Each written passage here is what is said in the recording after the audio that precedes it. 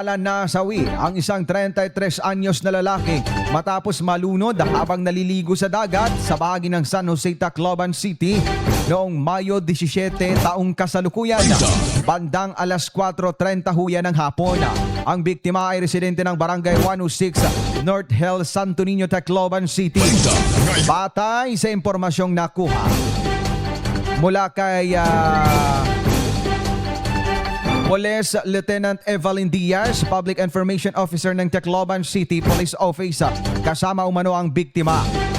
Ang kanyang pamilya nang magtungo sila sa dagat upang maligo. Ayon sa investigasyon, nagpalayo umano sa dagat ang biktima kasama ang kanyang pamangkin. Ngunit habang pabalik na sila, napansin ng pamangkin na hindi na sumusunod ang kanyang tiyuhin. Ilang minuto ring hinanap ang biktima hanggang sa matagpuan ang kanyang katawan.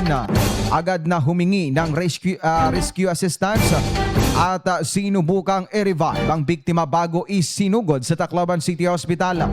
Ngunit idiniklara itong dead on arrival ng attending physician. Samantala muling nagpadala si Police Lieutenant Diaz sa publiko o nagpaalala si Police Lieutenant Diaz sa publiko na tiyaking nasa maayos na kondisyon ng katawan bago maligo sa dagat. Iwasang lumangoy ng mag-isa at siguraduhin may kasamang nagbabantay lalo na sa mga minor de edad upang maiwasan ang kaparihong insidente.